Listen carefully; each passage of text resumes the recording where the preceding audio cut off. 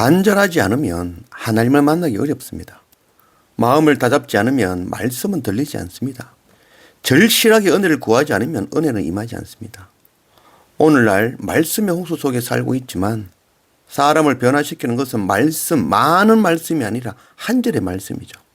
그 한 절의 말씀은 대충 그냥 얻어지지 않습니다. 복음은 누구에게나 동일하지만 준비되지 않고 간절히 구하지 않으면 결코 내 것이 될 수 없습니다. 적당히 교회 다니며 말씀 읽고 적당히 기도하면 아무것도 얻지 못하고 시간만 낭비하는 것입니다. 마음을 다잡고 간절히 말씀 앞에 엎드리는 그런 우리가 되기를 원합니다. 오늘 사도행전 11장 1절 유대에 있는 사도들과 형제들이 이방인들도 하나님의 말씀을 받았다 함을 들었더니 베드로가 예루살렘에 올라갔을 때에 할례자들이 비난하여 이르되 네가 무할례자의 집에 들어가 함께 먹었다 하니, 이 베드로가 이 욥바와 가이사라와 여러 지방을 돌아서 2차 선교 여행을 마치고 예루살렘 교회로 돌아갔죠. 그리고 이제 그곳에서 선교 보고를 하는 것이죠.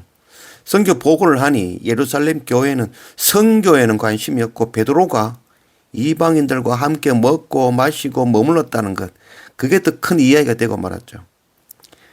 유대인들에게는 강한 선민의식이 있는 것이죠.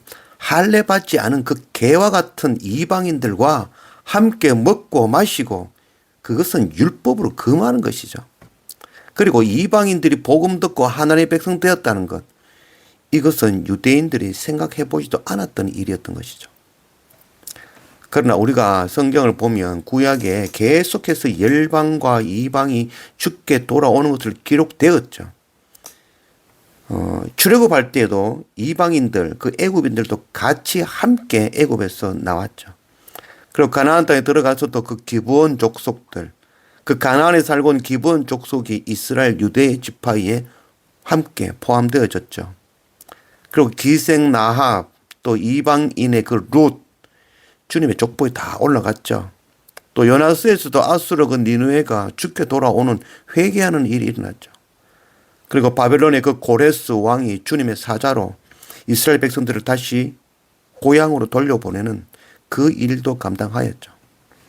그리고 시편 말씀에서도 항상 이스라엘이 아니라 열방이 죽게 돌아올 것을 찬양하고 있었죠.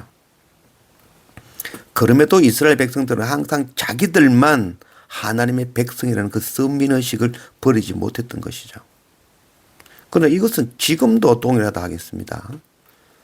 4절 베드로가 그들에게 이 일을 차례로 설명하여 내가 말을 시작할 때에 성령이 그들에게 임하시기를 처음 우리에게 하신 것과 같이 하는지라. 그런즉 하나님이 우리가 주 예수 그리스도를 믿을 때에 주신 것과 같은 선물을 그들에게도 주셨으니 내가 누구에게 하나님을 능히 맡겠느냐 하더라. 그들이 이 말을 듣고 잠잠하여 하나님께 영광을 돌려 이르되 그러면 하나님께서 이방인에게도 생명 얻는 기회를 주셨도다 하니라. 베드로가 이제 차례대로 다 설명을 하는 거죠. 사실 베드로도 지금 유대인들과 같이 그 선민의식에 강하게 사로잡혀 있던 자였죠. 그러나 그가 환상 본 것을 이야기하죠. 3번씩이나 부정한 짐승을 먹으라 하신 그 보자기 환상을 전해준 것이죠. 그래서 그 환상 보고 이방인들에게도 복음 전하였더니 우리에게 임하신 그 성령이 동일하게 임하셨다는 것이죠. 오순절 마가의 다락방에서 처음 성령이 임하시고 모인 자들이 방언하며 하나님을 찬양하는 놀라운 일이 있었는데 그 동일한 일이 우리가 개 취급하던 그 이방인들 무할례자들에게도 동일하게 일어났다는 것이죠. 하나님 하시는 일인데 누가 부인할 수 있겠습니까? 베드로가 고백하죠. 내가 누구에게 하나님을 능히 맡겠느냐. 하나님이 그 일을 하시는데 내가 뭐라 하겠냐. 하나님의 의는 결국 이루어집니다. 우리가 생각지도 않고 상상치도 못했던 그 일들, 그 하나님의 일은 반드시 이루어지는 것이죠. 우리가 생각하는 의가 아니죠. 하나님의 의인 것이죠. 예루살렘과 유대와 사마리아와 땅끝까지 복음 전하는 것, 이게 바로 우리의 사명인 것입니다. 19절 그때에 스데반의 일로 일어난 환난으로 말미암아 흩어진 자들이 베니게와 구브로와 안디옥까지 이르러 유대인에게만 말씀을 전하는데 그 중에 구브로와 구레네 몇 사람이 안디옥에 이르러 헬라니에게도 말하여 주 예수를 전파하니 주의 손이 그들과 함께 하시며 수많은 사람들이 믿고 주께 돌아오더라. 예루살렘 교회가 이 사람들의 소문을 듣고 바나바를 안디옥까지 보내니,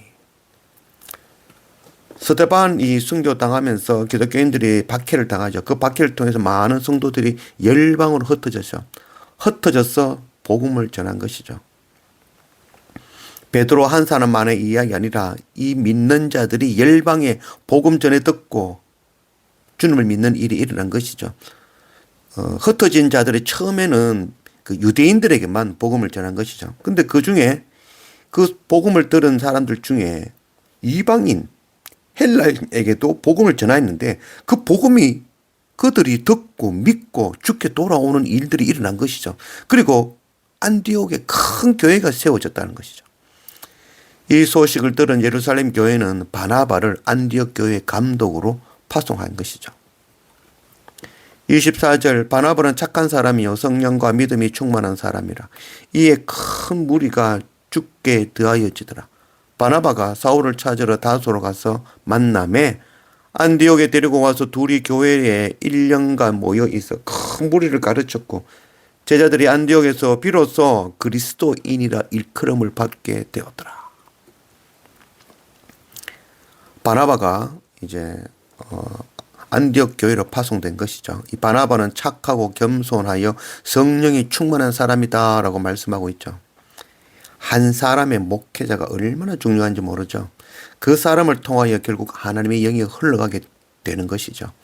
이것은 누구도 거역할 수 없는 하나님의 질서죠.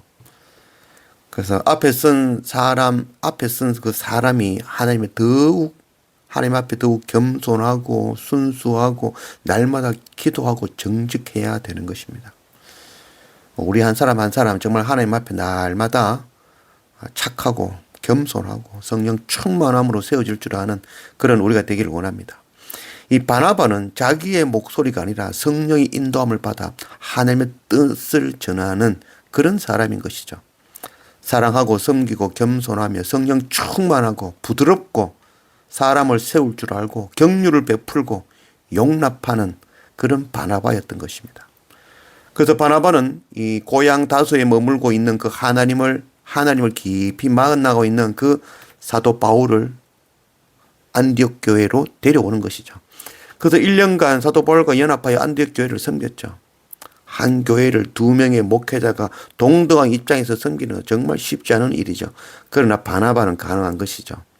자기의 자리를 바나바에게 내어주고 오히려 바울을 섬기는 자리로 내려간 것이죠. 겸손만이 연합을 일으킬 수 있는 것이죠. 연합이란 내가 죽을 때 가능한 일이죠. 초대 사도들이 세웠던 그 교회들, 초대 교회들이 다 무너지고 지금 돌무더기만 남았죠. 그러나 없어진 것이 아니라 모두 땅끝까지 흩어져 오늘날 그 복음이 우리에게까지, 저에게까지 전해진 것이죠. 교회는 건물이 아니라 주님을 믿는 자들의 모임인 것이죠. 언젠가는 하나님께서 모두 흩어질 것입니다. 흩어지기 싫어서 움켜쥐고 있으면 결국 부패하고 썩고 말 것입니다. 흩어지고 나누어지고 뿌려지는 것이 하나님의 의입니다. 편안하고 안전하고 행복한 곳을 뿌리치고 비록 아프고 힘들지만 복음 들고 우리 가정 속에 이웃 속에 열방으로 나누어지고 흩어지고 뿌려지는 그런 우리가 되어지기를 원합니다.